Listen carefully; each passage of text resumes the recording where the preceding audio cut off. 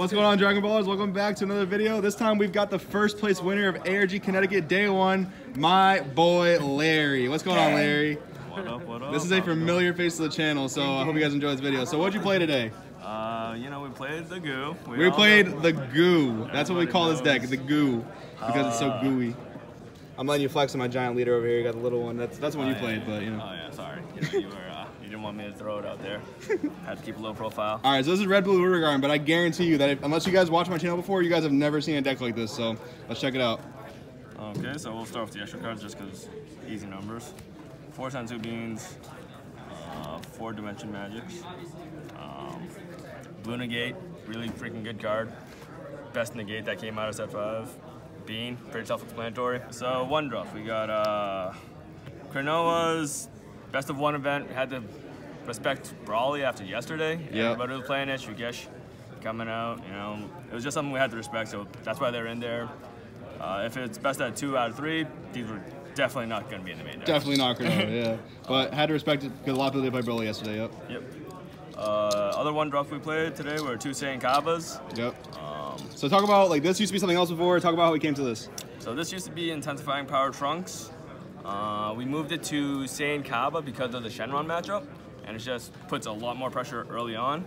If Shenron doesn't have a good turn 1 answer to it. Yeah, if they don't drop Crisis Crusher. If they don't have Crisis Crusher, don't have a good turn 1 answer to it, so then it's basically potentially lethal damage on turn 3 before they even get their plays off. Yeah, it's pretty stupid. Like one game I played against Shenron, I dropped this turn 1.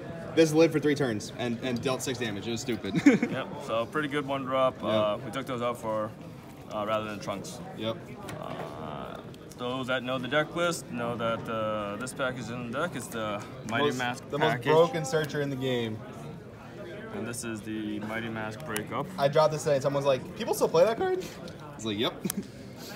So that's the Mighty Mask package. You know, 2 cost, it's pluses 1 on turn 2, and then your Hirudegarn leader swing will literally ditch one of these to basically it's the same thing as Minosha legs, but more variable, and you have ways to search out your untappy trunks, and then you know the play with the Gotenks. Yeah, guys, pro tip: make sure that when you're playing this card, you don't swing into a shocking death ball. All right, Larry? Yeah, okay. Okay. I learned, and then I didn't swing into the after image technique the next round. Okay. Attaboy, I'm proud of you. I'm proud of you. I'll talk about Kibaraj Trunks. He actually is like one of the best cards in the deck. So these are pretty self-explanatory. 4 of 4 of, you know, untapping energies. The breakup for these is these don't necessarily do anything. They are so dead. It's like free energy if you search it. If you need it, they can answer things like this can answer 7-drop cell. Yep, yep. This can answer, you know, like things that don't have barrier that are big threats. So it also helps self-awaken, but your better play would be digging deep. This is a 1-drop that can put pressure or clear threats, like low drop threats, and not be at risk of anything. So same idea as Pan, except for it can swing into like their Kaba, their Intensifying Power Trunks, their like unawakened Shenron leader that you need to put pressure on early game. Dropping that guy is almost like dropping a boo and going for game, but we do it. We do it if we have to. Well, even if it's not going for game, you can like swing with it, and then if you have 2 blue energies, it's like okay, summon, swing, bounce back. Free combo power. Free combo power, and you at least make use of your energy that you know you're not using doing otherwise. anything. Yeah. Yep, absolutely. All right, let's talk about the weirdest card in the deck. Let's talk about the weirdest card in the deck, Gotenks.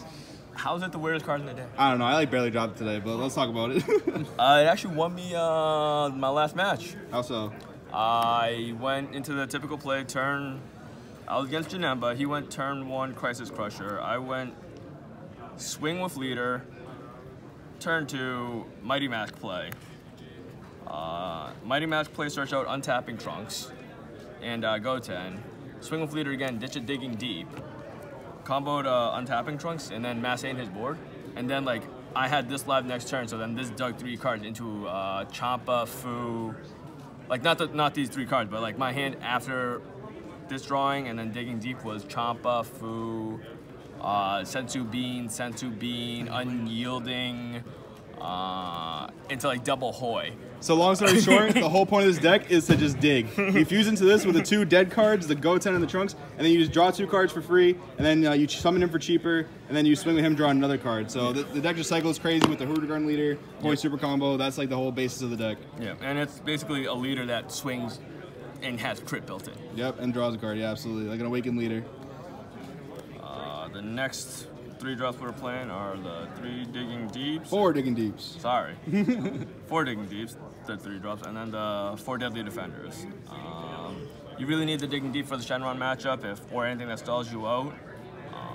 And if you need Self-Awaken, it's also like kind of like a dual attacker, so it's kind of neat where I've won games where I would drop Digging Deep, swing, combo in Unyielding to untap an energy, rip 1 life, and then drop a second one, and then swing and then rip a life on that one. So I'd have, and then these 2 would restand, and then I'd have whatever other play that I'd have. Yeah, going for game, this card just gets you all your life to your hand, so you just have all the resources to just go for game.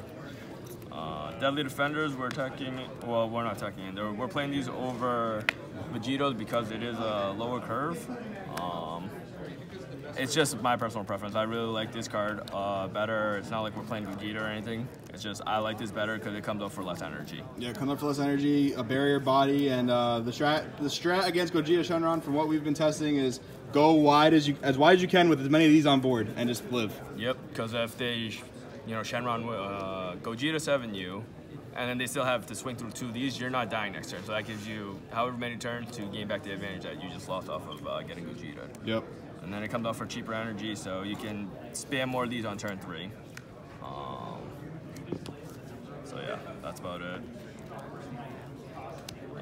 Random tech card, so we have the Unbreakables. Yeah, you got to play that if you're going to be playing Dimensional Magic. You got to make use of that energy. So that's the split I have. It's a 3 of, just because you see so much, and I only play defensively realistically, unless it's like the kill shot. So I play it defensively because like you Dimension Magic 1, and then you have 2 floating energies. You have to make use of it. Yep. So defensively, it'll sometimes, like if you just need 1 card to combo out of the swing, and you'd never want to Hoy defensively, in my opinion. Like compared to these 2, you do this first, and then you Hoy offensively to dig for more plays. Because like using an offensive energy for this feels really bad. Same reason as like keeping your Awaken for your turn. That's pretty standard. Well, not standard, but we got the random card. We got 2 4-drop hits. Card puts in work. If you know how to play with advantage and play the advantage game, gaining that knowledge really works and helps out. Gives you ways to play around. I won Red-Blue Hirudegarn mirror match today. They were playing Zeno by dropping 2 of these in 1 turn. That's pretty OP. That card is really nuts. I mean, this is one of the later additions to the deck. Like, I was really keen on telling Larry, like, try out hit, test out hit, and like, he didn't want to play it, but we ended up testing it out, and it puts in a lot of work. Yep. It can guarantee you win certain games. Here comes the super spicy tech. We got Terror Assault Frost as a 1 of. Yeah, this was like one of those midnight changes the night before the tournament. So talk about why you wanted to play this card as a 1 of. The worst matchup I've had playtesting this deck for the past like 2 months is mono blue. You pool too many resources into swinging over Deadly Defender or Vegeto. So it was between Great Saiyaman or Terror Assault Frost, and then we just played with Frost because it was swing at it, and whatever advantage you would have saved or changed on with Great Saiyaman, you just swing at with Leader. So you put more pressure on Leader with that. If you know the matchup and it's like that, then you can like drop Frost on 4 to swing over Deadly Defender, and then you have a Dimension Magic for it. Save it from the Vegeto swing, combo out of the Leader swing, and then this will answer their Vegeto on 4 or 5. And then it's literally, I have 10 cards going into your Leader's face. Quick little note, Larry played Danny Wynn in tournament today, the famous Danny Wynn. Danny went for the kill shot, used his Shenron Leader to give his threat triple attack, failed on the kill shot. Larry dropped this card and swung and burned Danny Wynn for his last life. It was so funny. His Leader was only 10k because he unawakened because he was Shenron. He just dropped this, swung, and it was game. It was hilarious. But that card is super duper good. Great tech choice.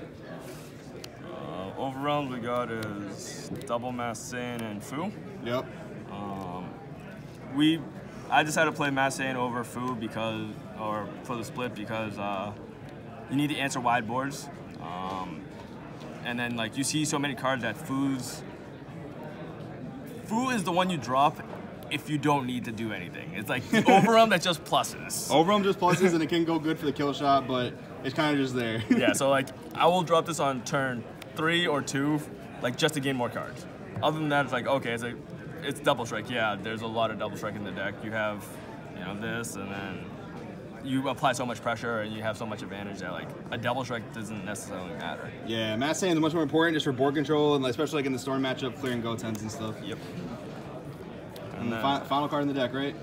We all know the final card in the deck. The favorite boy, the Champa, the one of Champa. I was so sad at Larry for just playing one Champa, but I mean, the deck space is tight. There's certain tech cards we chose to play, and there are a few base double strikers in the deck, so we opted to play just the one Champa, the one beautiful foily Judge Stamp Champa, Larry's favorite card in the game. So that's the deck profile. So overall, like, how'd you feel? Real quick, how'd you feel about the deck today? Like overall, just in tournament. How do you feel about people thinking of your deck? Did what I was expecting to do. It gained the advantage, pushed the advantage in most of my matchups. The only, like, this weekend, I only dropped one game in teams that didn't matter because you guys already won. Yep. Finals of teams, I got Zenoed for 14 and then still killed my opponent. So 10 rounds of this deck, you went undefeated, essentially. 10 rounds of this deck, you did not lose a game. I guess, yeah, that's how the math works. So that's broken. So yeah, I mean, this deck is super duper good. Any final shout-outs, any final notes you want to make?